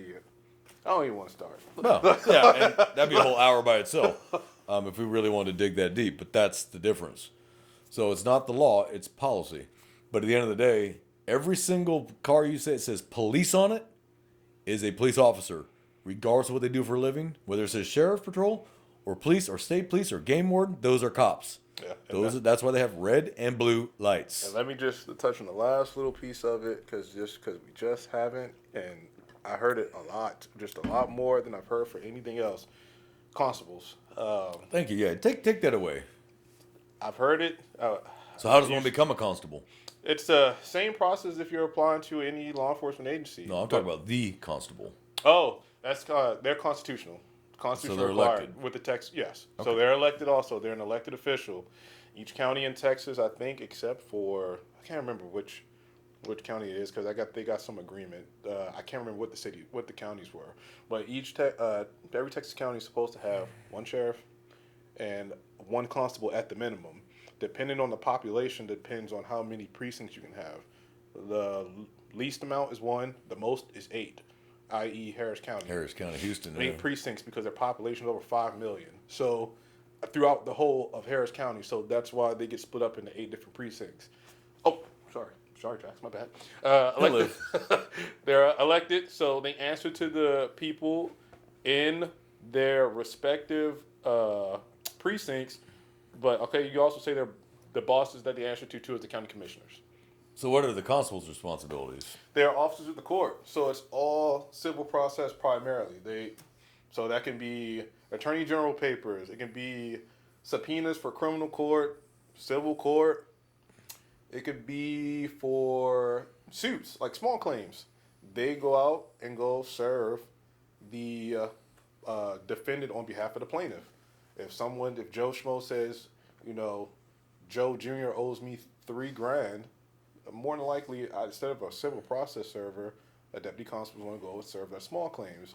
Writs of execution, writs of sequestration, writs of reentry, writs of attachments, or which are like usually we're going to go and see some property because X needs it or for whatever reason. Like they're going to perform those actions of the court on behalf of the courts because they're officers of court. Now, a lot of people think that they can't pull you over. Like you're going to do 90 miles an hour in a 65 past the constable, and they pull you over. Please stop, because the second that you don't, and each precinct is independent. They don't all share the same policy and procedures. They each have one elected constable. That makes the rules for their agency. The rules for their agency. Don't speed past them thinking that they're not going to do anything to me, because when they do and get behind you, and the red and blues come on, and you say, "Well, I passed them instead of constable. I'm going to keep driving." Okay. Okay. Well, if you wreck and go to jail, that's on you. It's felony evading. If you take off, I mean, it's still it's a felony. I mean, yeah, it's still a police car. Now another question is, do constables, deputy constables answer calls for service? Depends, because where there may be a lapse in service from a municipal agency or a sheriff's office if they don't have the manpower, citizens can contract with the constables to actually answer calls for service, because nothing says they can't. Yeah, they can. Nothing says they can't. And the greatest example really is Harris County. Like, the constables there, they take calls for service. Now, I don't know what the reason for that may be. Could be a manpower issue. Could be the citizens prefer the deputy constables over deputy sheriffs. Don't know. I'm not trying to get into it. Even in the city, like Harris County, the Harris County constables take calls in Houston. They can do it. It's nothing says they can't, and they will effectively do it. Like, I've sometimes perused the websites. They have some of them have SWAT teams. I think all 8 precincts do. They all have a warrant team. They all have like gangs, narcs, traffic, all that. They have the same thing that Harris County and Houston PD would have. Yeah. And all the other maybe the small little like agencies around them, like Pearland and all stuff like that. They can do it. Mm-hmm. They can do it. Their law enforcement officers in the state of Texas don't think that they cannot arrest you. They can't take a domestic violence. They can't issue a citation for speeding. They can still do all those things. Because they're still Texas peace officers. But a lot of people will assume that they can't do nothing but serve a paper, and that's not true. Mm-hmm. They get a lot of disrespect for that. And maybe outside of Harris County and other counties, they'll probably get a lot of disrespect for that. And some of the bigger counties that don't do what Harris County does. Yeah. Maybe not in the rural counties, because, hey, a person with a uniform and a badge in a rural county, yeah, you done fucked up somewhere. Yeah, you screwed up. They got you. They got you. But well, you know what, though? I'm sure, though, in Harris County, though, because they all know about the constables, they don't have that problem. Yeah. Because everybody knows that the constables handle the majority of call service that the sheriff's office normally would. Right. So they're used to seeing the constables. They're probably not as used to seeing the sheriff's office. Now, the sheriff's office out there can do the same things, but primarily the constables do it. Yeah. Now, the Harris County Sheriff's does have a gang unit. They do have a traffic unit. They do have that stuff, but they don't really handle the patrol function. Mm-hmm. And I think a lot of that's going to be money and manning. I think that's a lot of it, because that is a massive county. Harris is huge. Not as big as Los Angeles County, which has 20,000 deputies? Yeah, they're the largest sheriff's. I think it's the largest sheriff's office in the U.S. is the Los Angeles County Sheriff's Office. Or LASO, I think Los Angeles Sheriff's Office. I think it's called LASO, I think. Harris, though, is huge. It's 5 million, 6 million people. It's a huge county, and geographically, it's a huge county too. It's not just a small county with 5 or 6 million people. It's still a big ass county. Yep. And then we got some counties out in West Texas, like 10,000 square miles, but there's 5,000 people in the whole county I think because a good they have. example of that is Brewster County. Yeah, because they all have Huge. ranches. It's the largest county in the state of Texas. It's huge. I think the population is massive. 6,000. Yeah, because they're ranch owners. Yeah. So they got this guy's got a 500-acre ranch. That guy's got a 10,000-acre ranch. That guy's got a 6,000-acre ranch. You generally don't have a lot of problems out there. The ranchers typically tend to handle it before they get there, and then they got him on the ground, strung up, going, there he is. You can take him now. I caught him on my property. I hooked him and hog-tied him and take him. Oh, thanks. Appreciate it. And out there, the sheriff probably knows every single ranch owner. Yeah. They probably all call him by his first name. Well, I voted for you, Jim. Get this asshole off my property. You know what I mean? But that's local politics. Have you ever heard the saying, all politics is local? Yeah. Okay. A county like Brewster, which only has 6,000, is probably made up of 80 ranches for the most part. And then you're going to have probably a little town somewhere in there that, that's going to be your services, right? Mm-hmm. But I guarantee you, those are the counties that everybody knows everybody. The sheriff knows everybody. The sheriff knows which kids are good, which kids are bad, which have good parents, which have parents don't give a fuck. Which problems these ranchers have. It makes it a little more effective. You start describing somebody like, oh, I know who that lives. I know where he lives. Yeah. You get a county our size, or Austin, Dallas, Fort Worth, Houston, Corpus, those are huge. You may have a harder time finding the suspect because you don't know everybody like those smaller counties do. Yeah. Smaller person-wise, not size-wise. Yeah. To get one side of Brewster to the other probably takes 2 hours to get one side of the county to the other. This county takes about 45 minutes, county line to county line. About 45 minutes. That's probably 2 hours. Because this county is 1,600 square miles. That county is like 10,000 square miles. It is huge. And if you're in the county like that, you're going to have probably one trooper assigned to that county. Probably going to have one constable assigned to that county because it's only got 6,000 people. And then you're probably going to have one sheriff, maybe a deputy. Maybe you have a night shift deputy. The sheriff does it during the day, and you have a deputy who handles shit at night. Yeah, some places are like that. And then the trooper handles what the deputy can't. So that's the kind of place where the dispatcher calls the trooper direct on the phone. Hey, Jimmy, I need you to go over to so-and-so. That's probably how that works. Because law enforcement, it's not about your pay. It's about a duty. And it's about a duty to protect, and it's a duty to provide. It's a shit job. Someone has to do it. Now, getting back to my original point from the beginning, what kind of cop are you? So what do you want to do? Do you want to run the whole state? Do you want to run a whole county? Do you want to run just a city? If you strictly are going where the pay's at, great, good for you, but it may not be as good as you think it is just because it's paid that well. And the perfect fit might be an agency that doesn't pay as well, but that's your perfect fit. Mm-hmm. Like you have a sheriff that's like, go out there and do the damn job. And then you get that agency that, you start out at $98,000 a year, but you got a chief that doesn't let you do shit because he's worried about political liability. Or financial liability. So he's like, don't do this, don't do this, don't do this. You're like, well, fuck, I came to be a cop. Yeah, so pick and choose. Yeah. There is nothing wrong with going to that agency and talking to those officers or deputies. They will be very frank with you. Believe me, we'll be a little too frank with you sometimes. Like, should I join your agency? Fuck no, run like hell. Okay, go to the next county, Or we may say, yeah, man, this is a great agency. We got a great boss, got a great this, got a great that. We got this program. Man, come on over, man. Now, ride-alongs, we don't typically do them. You don't see ride-alongs as much anymore because there's too much liability with that. We crash the car with them in it, or someone shoots at us and hits the ride-along. I think it was in Florida. You see the ride-along that brought their own gun. I heard about that. Yeah. Dude got arrested. No, you can't do that. But it's funny. Appreciate the help, but you can't do that. He was helping. He was helping the deputy, but you're not trained. You're just gonna be in the way at that point. Like you're gonna be in my way more than you're gonna help me. You know what I mean? I was just like, damn, like that's cold business. Yeah, that's cold-blooded. So, again, the dildo of consequences rarely comes lewd. So a lot of the good stuff comes out of Florida, man. I know. So I love the sheriffs in Florida. I mean, I love their governor, but I love Sheriff Grady Judd. Sheriff Wood. I love those sheriffs because they believe in law and order. Love them.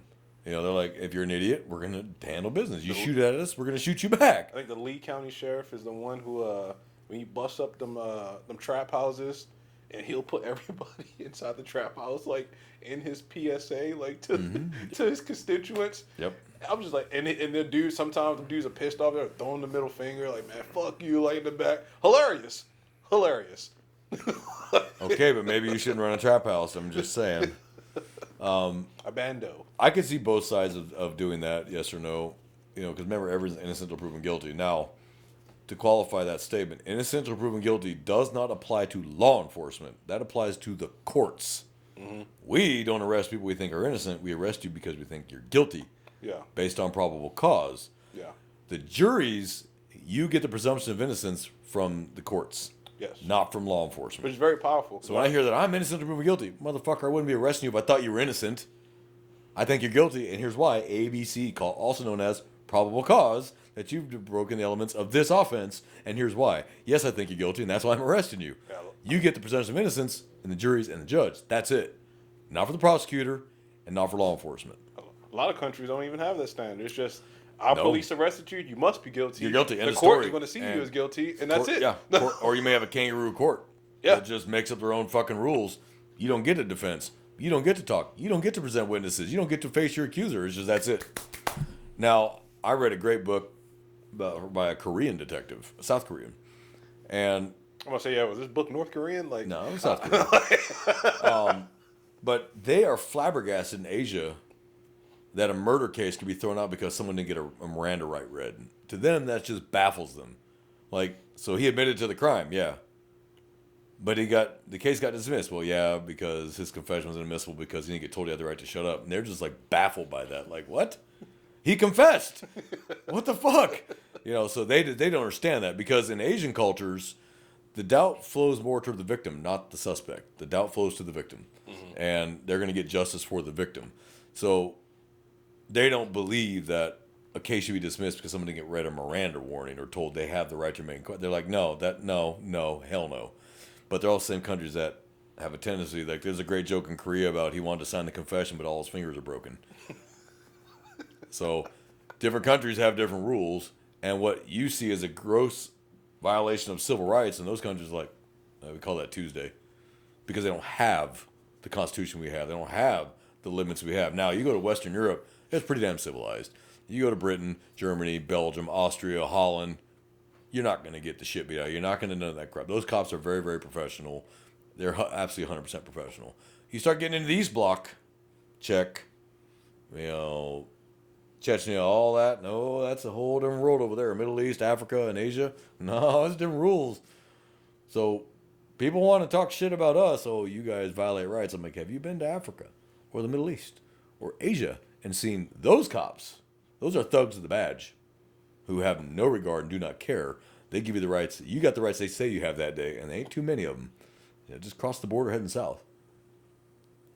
Every Mexican cop, they're not trained to our standard. They're not. They're just not. They're given a badge and a gun. They don't even have guns. They're all loaded down there. They're scared to give those guys full loads because they may take over. So some cops down there don't even have ammo in their weapons. Oh, it's weird. Yeah, but that's because they have a tendency to be crooked. But when a cartel comes to you and says, you work for us, we kill your whole fucking family. That's true. What do you do at that point? It sucks, and you're a cop, and you want to go, no, motherfucker, I'm a cop. But when they're going to kill your wife and kids because you're not working for them now, I mean, it's a shit position to be in. Yeah. And I know we'd all love to say, no, I wouldn't do that. But I haven't been faced with that, and you haven't been faced with that. I don't know what I'd do, though. Someone said, I will kill your wife, I will kill your kids. Like, fuck. And they'll do it, too. That's not an idle threat. Cartels, that's not an idle threat. Yeah. Like, I walk in the street, man, I'm going to kill you. What I mean is I'm going to fuck you up. We're going to try to fight. But when the cartel says, I'm going to kill your wife and kids, they mean exactly that. Yeah. So it's like, what do you do? Or they go to a judge and go, you work for us now, or we kill your family. Like, well, fuck, now what do you do? So they're stuck in a shitty position. So I'm not judging them because of that. It sucks. I'd like to say that I'd had the balls to say, nah, man, I don't care if you come with wife and kids. I will not be crooked. I'm not been faced with that. Mm-hmm. Down there, they have to live with it. That's a daily fact of life. So what do? I can't judge them. I have no room to judge them. Yeah. But would I want to deal with them? Hell no. Can't trust them. Mm-hmm. And then there are some border areas, the officers are corrupt on our side because the cartel has infiltrated them. Yeah. It's just, that's the realities and facts of life. Money talks and bullshit walks. Cartel says, I'm going to give you plata el plomo. Lead or money. Lead or, what is it? Lead or gold, right? Plata o plomo, lead or I silver. never heard that before. Lead or No. silver. Escobar used to say that. Plata o plomo, lead or silver. You're gonna get one of the two, dead or money. Pick. And if you don't take the money, well, you might get the lead. You know what I mean? It's kind of like in prison. There's gonna be blood on my knife or shit on my dick. It's gonna be one of the two. No. That's some old school stuff right That's there. old school shit, but that's how it is down in South America. Plata o plomo, lead or silver. Pick. Mexico's the same way. Pick. Because once they come to you, it's not like you can say no. I mean, I can't hear you. We're not having this conversation. No. Once they zone in on you and say, now you got a choice. You work for us or we kill your family. What the fuck are you supposed to do now? Yeah. You can't quit. Because like, oh no, you work for us now. It's like, fuck. No 2-week notice? Yeah, it's like, son of a bitch. So, what are you supposed to do? Run off to your chief? Oh, no. You know what I mean? Chief's probably in on it already. Like, they probably got to him when he was a patrolman. Like, when you deal with systems like that, who do you trust? Yeah. You know, I would love to think that there are loyal, duty-bound, honest cops in Mexico. Unfortunately, you don't know who they are. Yeah. So you can't assume they are. So you got to be really careful if you work with them. It's kind of like the Middle East. You don't know which one of the population is a terrorist and which one's not. They all look the same. So it's the same down there. Yeah, you see a badge and a gun. But I'll tell you right now, I won't work with Mexican police. I just don't trust them. And it's not their fault, but I can't. I don't have a choice in that. So it sucks. They're stuck in a shit position. I'm sure they would like to arrest bad guys. I'm sure they'd like to enforce the law. But they don't want to come home and find their wife and kids dead because they didn't play the game. Right. So I try not to judge them too harshly because we don't live in that world. They live in that world. But trust, yeah, I just can't. It is what it is. And that's why even the DEA doesn't really work with Mexican police. Now, I didn't really cover the feds too much. We can do a brief overview of the feds, which is a different ballgame. You know, you have your FBI, Right. your ATF, your DEA, your U.S. Marshals, your Secret Service. Those are your biggies. I'm not going to get into the post office, which does have law enforcement officers. They do have agents. IRS also has actual federal agents, gun and badge. Those are your actual Treasury agents. Mm-hmm. But FBI handles like espionage, federal crimes, Terrorism. domestic terrorism. But they will deploy if Americans are killed in a terrorism accident overseas, because that still falls under the purview of the FBI. And then you have your ATF. Their job is alcohol, tobacco, firearms. They regulate alcohol, tobacco, and firearms. It's right in the name. Bureau of Alcohol, Tobacco, and Firearms. And explosives. Oh, They yeah, do explosives too. So Bureau of Alcohol, Tobacco, Firearms. DEA. They handle, but not just narcotics. They're also in charge of prescriptions. Yeah. Medication. So if you have, let's say you were a doctor, your prescription medication log can be audited by the DEA. 100%. They also check out pharmacies. They also make sure pharmacies are doing what they're supposed to be doing. I mean, There's a lot of rules. Marshal Service primarily handles federal court security, federal court prisoner transport, and fugitives. Yep. And they also do sex offenders now. That got added to the purview like 15 years ago. That got added to the marshals is running down sex offenders. Secret Service primarily handles protection, but they also handle counterfeiting. That's also their bailiwick. It's counterfeiting. They do that. Absolutely. So they do the counterfeiting shit too. They're all federal agents. They have federal authority anywhere in the United States. Federally. That's their job. CIA cannot operate domestically inside the United States. It's against the law. And they don't. I know TV and movies make you think they do, but the CIA really doesn't actually operate domestically. Okay? That's movie bullshit. Their job is anything outside the borders of the United States. And that's intelligence, counterintelligence, surveillance, shit like that. Or they have a direct action group, which sometimes takes care of business. But those are your large federal agencies. Yeah, you're going to have your Postal Inspector Service. Postal Inspector Service, those are cops. They're federal agents, but they are law enforcement. Mm-hmm. You have your IRS Treasury agents. They're the law enforcement side of the IRS. The ones who make the arrests and do the criminal investigations. I'm trying to think of another federal agency. I know I'm missing one. Probably missing a couple. No, you're definitely. I mean, there's just so many. There's so many. But the big ones are the FBI, DEA, ATF, U.S. Marshals, Secret Service. Those are your big five. Those ones everybody knows for the most part. But they may not know what they do. Yeah. Now, does this mean the FBI cannot investigate gun crimes? They sure can.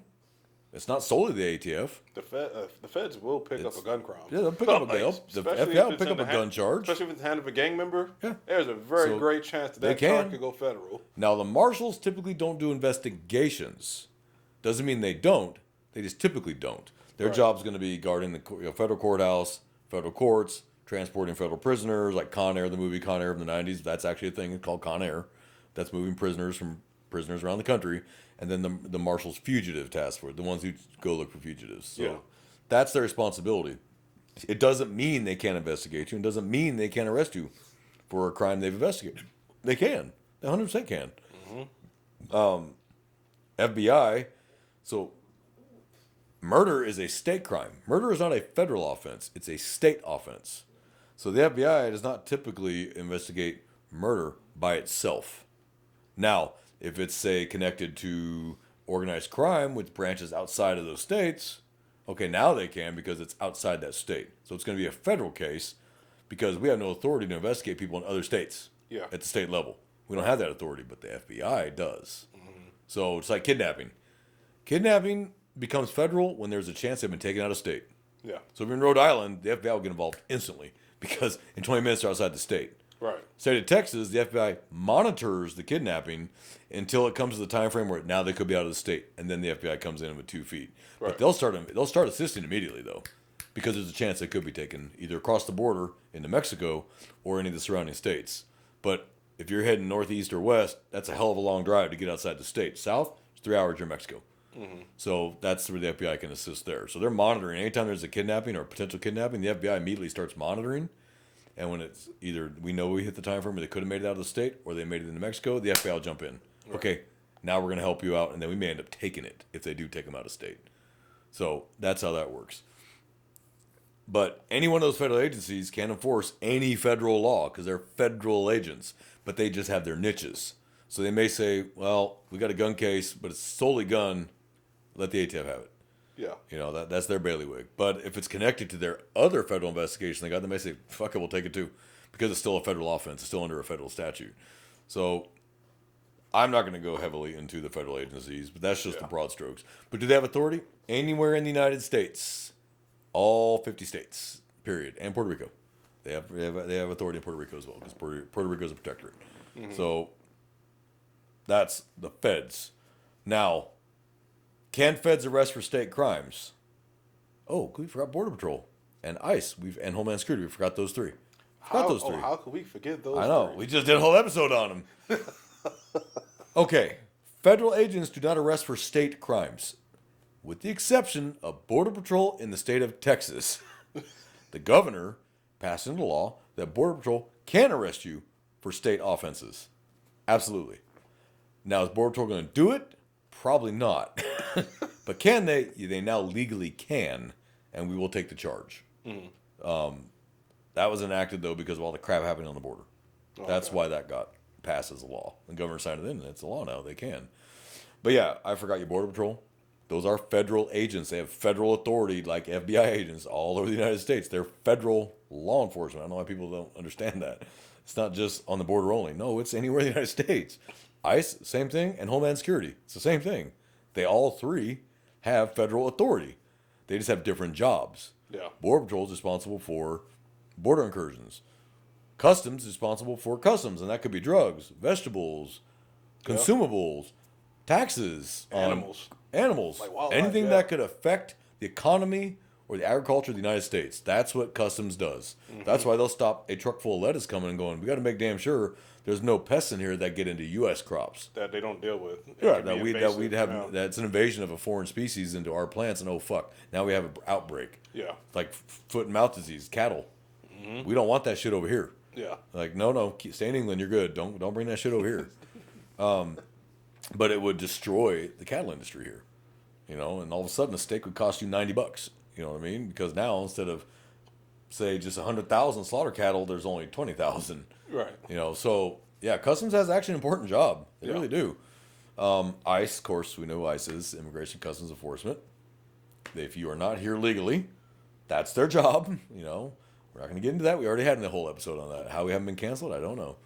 The liberals are falling asleep on the job. We're just not important enough. That's okay. I guess not. Yeah, we got a small enough audience. They're leaving us alone. Maybe we should never get a big audience because then we actually become targets. You know, you become a victim of your own success. Like the nail that sticks up is the one that gets hammered down, right? And then Homeland Security, which has TSA, Air Marshals, Coast Guard. While Coast Guard is a branch of the military, they fall under Homeland Security. Okay. So they are law enforcement. So when they're on the high seas Maritime, right? and heave to, prepare to be boarded, this United States Coast Guard, cut your engines, prepare to be boarded. They can do that legally, 100%. And they have 50 cals on those boats for a reason, and they will use them. So that's your drug runners, your illegals, shit like that. Pirates. Maritime safety, piracy. While that's not a huge deal here, that's a much bigger deal on the east coast of Africa. That's a much bigger problem on the east coast of Africa. That's why we have military units that actually go over there and they handle that anti-piracy shit. So primarily the SEALs, that's maritime. So the SEALs handle that. And what I love is now they got these cruise liners that will allow people to pay as bait to draw in some pirates and kill them. It's great. You can actually like do a 2-week safari off the east coast of Africa, and it looks like a regular pleasure boat, and they're all armed to the teeth. They pay for the right to be there. Here comes the pirates, and they just open up on them. I think it's fantastic. Yeah, I didn't know that. Yeah, I didn't know yeah. that happened. There's a whole company that does it. Like, come on down, bring your guns. It's like, hell yeah. So now the pirates are getting a little more cautious now about attacking yachts because it might be 50 rednecks with rifles and shotguns. So that's law enforcement in a nutshell. You could do an hour-long episode on each individual, an hour-long on Texas State Police or any police agency, state police, or It would take too long. Yeah. it would just take too long. But in a nutshell, any Texas peace officer is a peace officer, period. And they have the same authority, rights, and privileges as any other peace officer in the state. Doesn't matter where you're from, whether it's from Corpus Christi to the Red River and Beaumont, El Paso. They're cops. Mm-hmm. Doesn't matter if it's school police, transit police, constables, park rangers. They're police officers. If they have red and blue lights, they're cops. End of story. That's why they legally have red and blue lights, because they're cops. Security guards have orange rotating beacons. Police officers have red and blue. So if you see red and blues come up behind you, it don't matter if it's a game warden. That's a police officer, and it's a state police officer too. He's just going to radio DPS, and all of a sudden you're going to have 20 DPS cars there. You're going to be like, well, I thought he wasn't a real cop. Well, you thought wrong, and ignorance is no excuse of the law. Yeah. You can use it as a mitigating factor in your sentencing, but you're still going to be found guilty of the felony evading, because it's a police officer. As indicated by the red and blue lights, his badge, his gun, his vest, his authority. Yep. Like, a cop when you see one. Let's stop pretending you didn't think you thought he was a security guard, because that's horse shit. So that's why I'm titling this episode, What Kind of Cop Are You? But in the end, they're all cops, period. And a cop is a cop is a cop.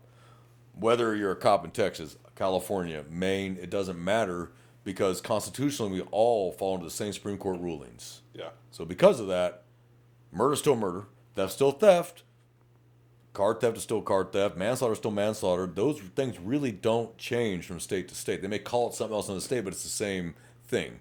So in California has attempted murder. We don't have attempted murder in Texas because we can't prove the intent was murder. So we say it's aggravated assault, right, which is the same fucking thing. If I hit you in the head with a bat and you don't die, California would call it attempted murder. Because I would assume that if I hit you in the head with a bat, it will kill you. And then I guess they'd prove the lesser offense. Well, it would be like some GBI, like great bodily harm. Great bodily injury. Here it would be aggravated assault, deadly weapon. It's still a first-degree felony. And there's a reason for that. Because it still could have resulted in the death of somebody. Yeah. So that's why people leave other states to become cops in other states. They usually don't have problems. Because a cop's a cop's a cop. A turd's a turd. Whether you're anywhere you're at, you don't have to know the turd to know he's a turd. He'd be a turd with an accent. He's a turd with an accent, I mean, so that's why a lot of cops are leaving California and going to other states. They're coming to Texas, they're going to Florida, they're going to Alabama, they're going to Georgia, where they're doing the same exact job, maybe not making as much because it was California, but they're allowed to do their job, and they really don't have a problem because a turd's a turd, a cop's a cop, a traffic stop's a traffic stop. Yeah. So what's the difference? You just got to get to know that area, but that's about it. Traffic stop's universal. We all do it the same fucking way across the United States. A DWI is universal because the SFST is U.S.-wide identical. So there's not much difference. You just have to learn the laws of that state and that area you're working. Other than that, go do your job. A door's a door. Kick it. You know what I mean? What are you waiting for? I'm California, don't do that. Well, you do it here in Georgia, buddy. Kick that door. You know what I mean? So that's why cops all tend to get along no matter where you're from. You get us in a group, you go to it's like a training, and you got cops from other states that come in for that training. You all get along. You're all cops, regardless of where you're from. We might not talk to the ones from California, but that's not their fault. But I guess, sorry, man, you stay over there. We don't want you infecting the rest of the crowd with that shit. I'll talk to them.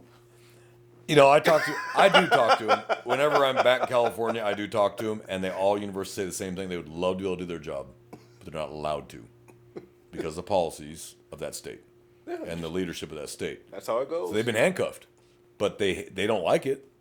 But some of them are too close to retirement to just quit and leave. Where they're like, well, fuck, man, I'm 3 years from retirement. Like, fuck. Yeah. So I'm stuck with it. So a lot of them just leave the street and go to positions where they're not going to have to get in trouble. Like, you know what? Fuck it. And that sucks because you took an officer who wanted to be proactive, and now he's like, nope, I'm working property room. I'm working property room. I don't got to do shit in here. I ain't going to get in trouble in here. I won't put my hands on somebody in here, and that sucks. Yeah. So that's why you got a lot of officers that I tell them, choose wisely, because people will talk to me and like, should I be a this, should I be a that? I can't tell you that. I can only say, what do you want to do? Mm-hmm. What is your ultimate goal? Do you want to be a homicide detective? Do you want to be a traffic officer? What do you want to do? Do you want to do 5 years in a large agency and then go to the FBI, which makes you a better federal agent because you were a street cop for 5 years? Yeah. So a turd's a turd.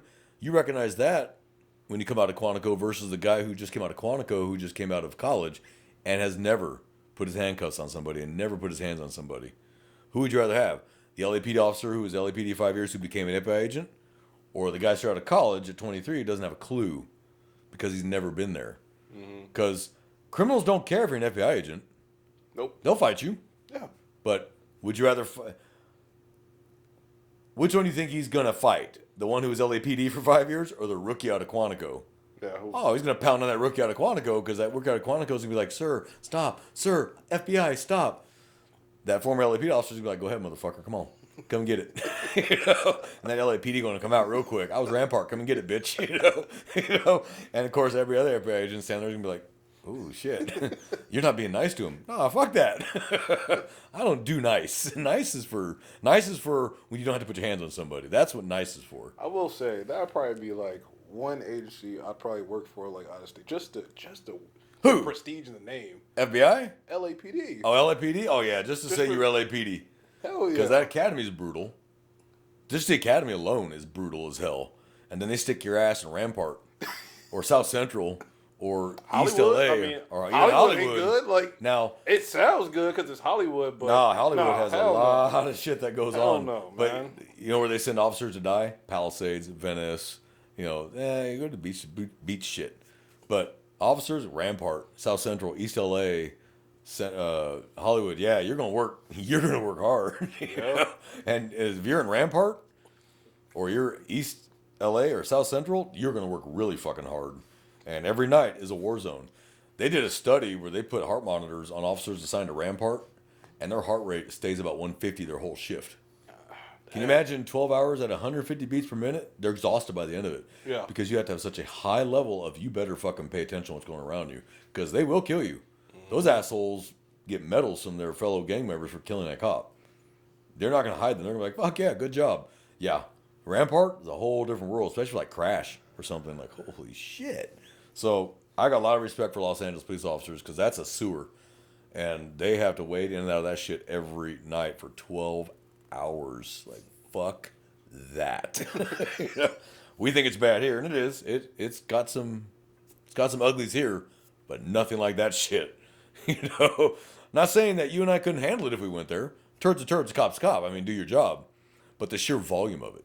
Yeah. Just the volume. How many people in Los Angeles County? 25 million or some shit. I mean, it's just a different. It's insane. Environment, culture, period. Yeah, and it's a different culture. Yeah. And you can go from the beach to the mountains to India and still be in LA. I mean, it's just holy shit. I'm kind of curious how many officers there are in Los Angeles Police Department. That's a lot of them. Like what? 9,000? Oh, employed? Oh no, I'm sure it's more than that. You're talking. Oh, okay. I'm wondering how much the population. Oh, population of Los Angeles County, and Los Angeles Municipal. Right. I'm really kind of curious. It's got to be 20 million. I swear it's got to be. The place is so massive. Mm-hmm. When you have that urban sprawl, L.A., Chicago, New York, Houston, San Francisco, that's huge. I mean, just sprawling areas. I mean, you got everything there is to have. You got everything the worst area to the nice area. You got everything from the billionaires down to the homeless. I mean, and you have it all. And then you got your gangs that come with that. And it's just, but LA and New York are probably the two. Just like, holy shit. Like, Man, NYPD, I just don't want to be working a foot beat. Man, yeah, I don't want to be walking the Bronx. No, I'm good. I want to have a 5-block beat, and then you got to run up 4 flights of stairs. 4? To like the Shit. 400 square You foot get the apartment. fucking 30th floor. Like, oh my God. By the time you get up there, that dude already took off. You're like, oh, me. He was going down the other stairwell on the other side. Pass. I couldn't live in a vertical city. I couldn't do that. No, thank you. It looks like Judge Dredd. It's just like 90 stories. I am the law. I am the law. So, that, in a nutshell, today was what we wanted to discuss because I get those questions. What's the difference? What is a real cop versus what's not a real cop? What's their authority? And I think we broke it down pretty good today to where basically if they say police or sheriff, they're all police officers, period. And they all have the same rights and authority and can all arrest you. So don't get froggy just because it says airport police. Those are still police officers. Yeah. So, and they'll arrest you too. So, but J-Man and I want to introduce a segment that we're thinking about doing in every episode. We want to introduce a case law and go through that case law for our fellow brothers and sister officers to maybe you didn't hear about this case law, and here's just the broad bareback. We're not going to go through the entire dissenting opinions of all the Supreme Court justices. It's too long. We're going to tell you what basically happened, what the court ruled, and what the Supreme Court ruled after that. Okay, and then that way you can just stick that in your brain, like, okay, can't do this, or we can do that based on this. Yeah. And then we're gonna start doing again our Officer Down Memorial, which we kind of stopped doing because it was kind of a downer, but we both kind of realized that no, we need to do that.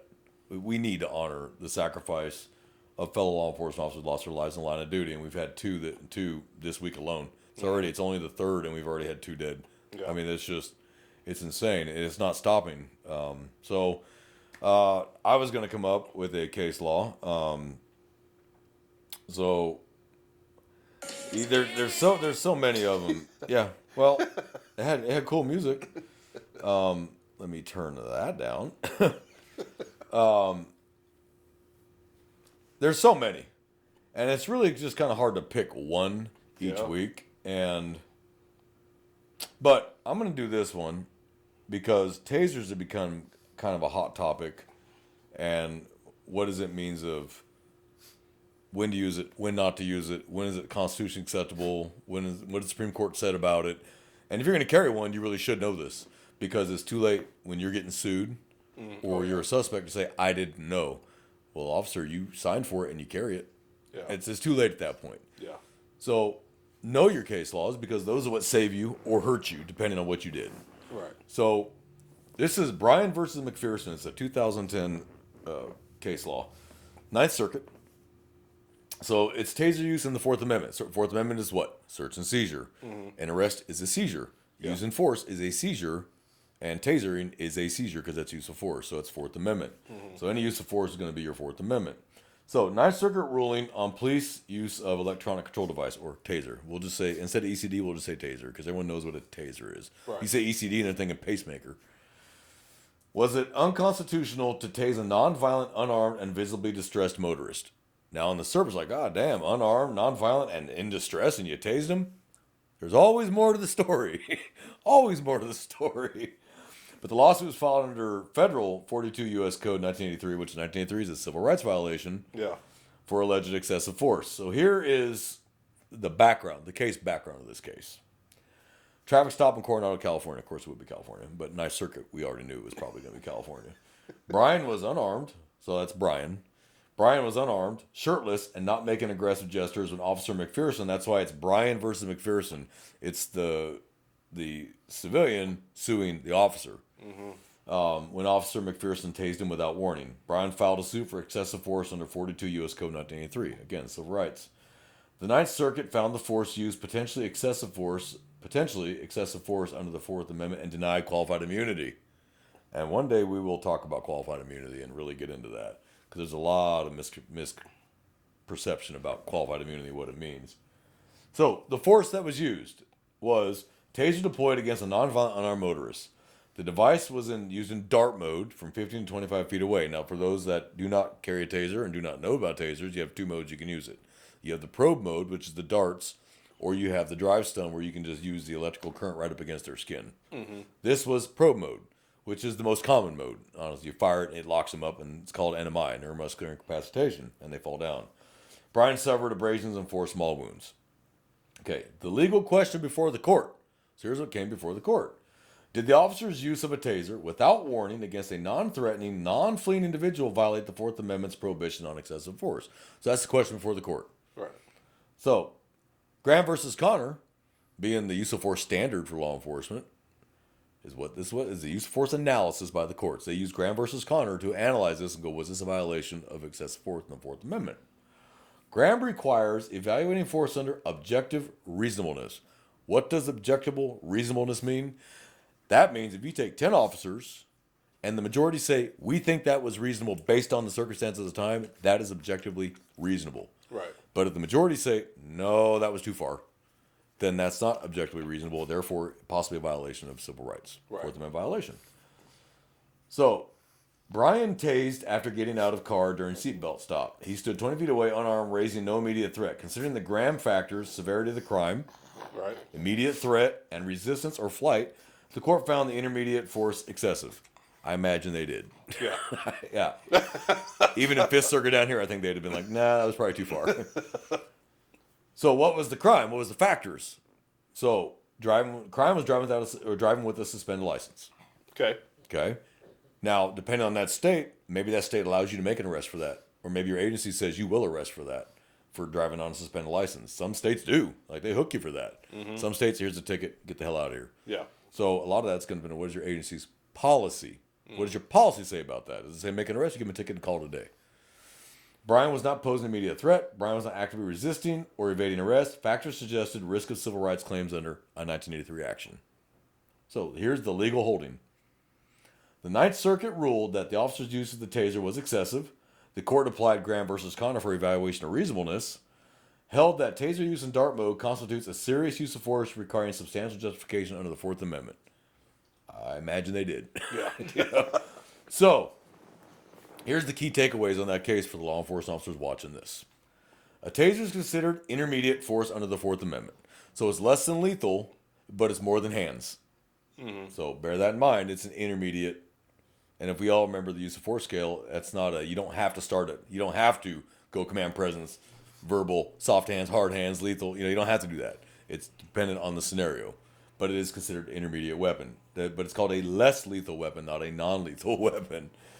Under Graham versus Connor, officers must assess threat level, resistance, and severity of the crime. If they're running from murder, yeah, you tase them. Yeah. Absolutely. You need to get them into custody. They, fuck you, I'm not getting out of this car, but they're being passive. Yeah, you don't, okay, like, let's weigh the factors here. Passive non-compliance, that's the key phrase in this one. Passive non-compliance. Fuck you, it's not active resistance. That's passive non-compliance. Passive non-compliance without an intermediate threat, or immediate threat, does not justify taser use. Yeah, no shit. Failure to give a warning before deploying a taser violated clearly established law also. So, for those that carry taser, in all taser trainings through Taser and Axon, say, when possible, what are you supposed to say before you deploy that taser? Taser, taser, taser. You're warning the suspect and you're warning your fellow officers. Yeah. So, because sometimes you can start doing that. Taser, taser, taser. Okay, I'm done. All right. Okay, great. Yeah. Turn around, put your hands behind your back. You know what I mean? Yeah. Like it solved the problem. So, I don't know what ended up happening to McPherson. A lot of people think that just because the Supreme Court or the Circuit Court 3 years later said it was bad, you're fired. Not always. If it wasn't against policy then, and it wasn't against a case law then, now it's just maybe a lesson learned, don't do it again. Yeah. But if you violate an established case law already, like Miranda versus Arizona, Pennsylvania versus Mims, Graham versus Connor, well-established case law at the time you were an officer, you may have a problem then. Yeah. So, yeah. But we want to start doing a case law every episode to educate everybody. It's not just for us. Civilians watching too. But for the civilians listening, the roadside is not the place to play lawyer. Don't do it. That's not the place to play lawyer. That's what court's for. Let your lawyer handle that. He's the one who went to law school and knows case laws, and let him handle that. If you're going for the ride, you're already going. Don't make it worse. Yeah, and if officers like think they're violating their rights, just comply. Trust me, you're going to find out. They're going to find out if you're violating your rights or not. Just do it in court. Yeah, do it in court, and that's the place to fight that battle. Nowhere else. Because some states do allow, like you are not allowed to resist an unlawful arrest. You can't legally resist. Be charged with resist an arrest. You cannot even though the arrest resist is arrest because you are not in the position to decide whether that was unlawful or against your constitutional rights or civil rights. You don't have that say. That's for the courts. Yeah. So you on the side of the road are not playing circuit court or Supreme Court. Just comply. Deal with it later. Yeah. Here's our 2 officer downs. So the first one is Deputy Sheriff Devin Mason of the Darlington County Sheriff's Office in South Carolina. His end of watch was July 1st, so he was the first one in July. He was shot and killed while responding to a call in Old Timers Court in Darlington County. At 1:30 a.m., Deputy Mason and another deputy arrived at the residence where a man had outstanding warrants. As soon as the deputies entered the house, the subject opened fire on both deputies. Deputy Mason was mortally wounded, and the other deputy was transported to the hospital in stable condition. The suspect was shot and killed by responding deputies. Another subject was apprehended. So Deputy Mason has served with Darlington County SO for over 3 months. Jesus. He had just completed his field training a week earlier. That's a shame. He is survived by his son, mother, stepfather, and fiance. He was 27 years old. And brother. All right, second one. This is Miguel Cano from the California Highway Patrol. And he died yesterday on July 2nd. So, Officer Miguel Cano was killed in a vehicle crash at Bristol Parkway north of Green Valley Circle in Culver City, California at 12:30 a.m. Officer Cano and his partner had just arrested a subject for possession of drugs and an illegal weapon and were transporting him to be processed. While driving on Bristol Parkway, Officer Cano stated he did not feel well. Shortly after that, he lost control of his patrol vehicle and crashed into a tree. Officer Cano was transported to Ronald Reagan UCLA Medical Center where he passed away. His partner and the detainees suffered minor injuries. It is believed that Officer Cano suffered a medical emergency and lost consciousness before the crash. So they're investigating that currently. Officer Cano had served with California Highway Patrol for 2 years. He's survived by his wife and parents. He was 34 years old and he had been for CHP for 2 years. So that's automobile crash. So that's the 2 in July so far. Up to date this year, we've had 41 already. And we're on July 3rd as of today. 23 have died by gunfire, 14 by auto-related, 2 by medical, and 2 other. Gunfire, medical, and auto are the 3 that get us the most. Yep. Other, I don't know what they classify as other, honestly. So, brothers, that's ultimate sacrifice, and it could be any one of us. So, in this episode, please watch each other's backs. Please be cautious of what you're doing. Assume every person wants to kill you until proven otherwise. This is not going to be a dick when you walk up to everybody, but assume they want to until you know for sure. There's nothing wrong with asking people, "Hey man, you got a weapon?" There's nothing wrong with that. I don't care if they think it's rude. Who gives a shit? It's your life. You do what your stripes can handle, right? Right. So, brothers and sisters, please keep each other safe. Pay attention to your surroundings. Pay attention to what's going on around you.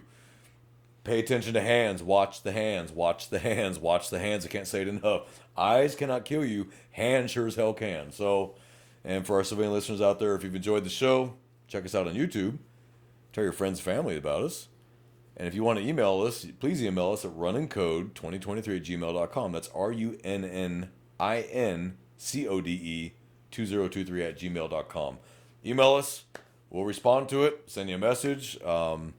Leave comments on the YouTube. It's funny, nobody leaves comments, and I made sure it was unlocked. People could leave comments. No one's leaving comments. Like, not even the shitty ones lately. Like, come on, guys, you're falling down on the job. So, if there's something you want us to talk about, we get enough people asking about a certain topic, we'll do it. Yeah. Why not? But please go back and look at our past episodes. We may have already answered that. So, doesn't mean we won't talk about it again, but we may not devote a whole episode to it. Yeah. This one we did because of the amount of questions people get about what are the rights and limits of, who can do what. Well, we can all do everything. We're still cops. So and we'll back each other up. You know what I mean? You've met 6 different agencies dogpiling one guy. Well, they're all cops, and I've seen it. And now you're trying to figure out who's got the arrest. All of a sudden, people start disappearing as soon as that guy's in handcuffs. You know? So now the rookies all of a sudden stand there holding him, and he didn't even start the whole thing. But J-Man, you have anything to add, brother? No, that's it. Well, brothers, sisters, take care of yourselves. We'll see you in a week for another fun episode of Runnin' Code. We thank y'all for joining us, and we're out here. Yep.